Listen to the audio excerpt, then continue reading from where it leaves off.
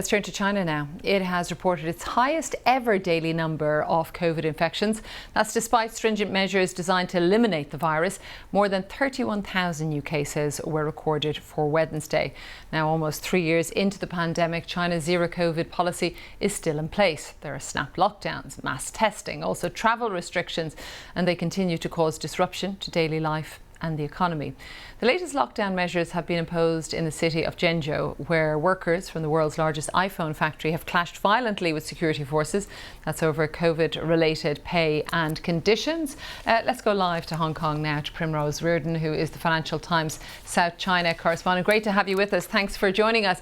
Perhaps give our viewers an idea, Primrose, of the scale of the lockdowns, because, you know, we're seeing pictures from the World Cup, people hanging out together in huge crowds, no masks, no preconditions, but it's a different story in China. That's right, and it's something that a lot of Chinese people have been commenting on over the past few days as they've watched some of these games, is why are we locked down? And the lockdowns are affecting about 20% of China's GDP. So we've got cities from Guangzhou to even a big district in Beijing, another city outside of Beijing, which is huge, as well as Chongqing, which is in southwest China. So while, a few weeks ago, in November 11th, there was hopes that China would be easing out of its zero COVID strategy with some new measures. But actually what's sort of happened is it's become more targeted in terms of how these lockdowns are affecting people across China, rather than locking down an entire city, which is what we saw with Shanghai.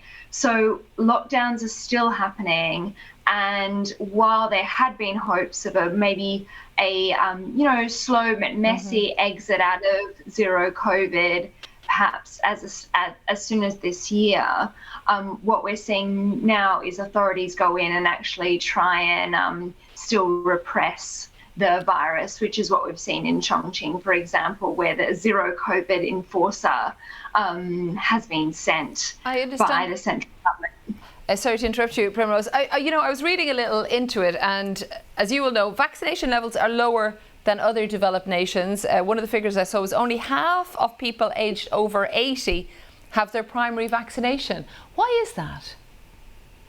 Yeah, so it's a very puzzling thing, because, I mean, at the same time, like what we saw in Hong Kong is that was one of the big reasons why there was such a high percentage of deaths per population, is there was such low vaccination figures among elderly people, especially the very elderly, so the over 80s.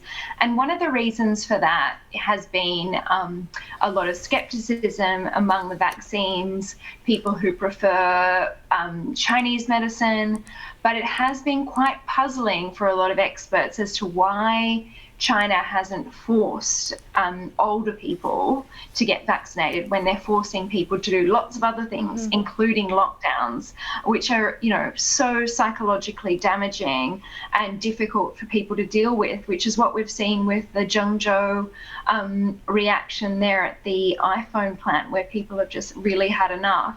So when the focus has been completely on containment, the question is it whether or not the focus hasn't really been enough on the vaccinations in order to allow for that speedy reopening. Yeah, really interesting. And I suppose with those cases, if they are so high, there will be questions asked about ramifications for the rest of the world. We'll get into that next time. Primrose, thanks so much for joining us.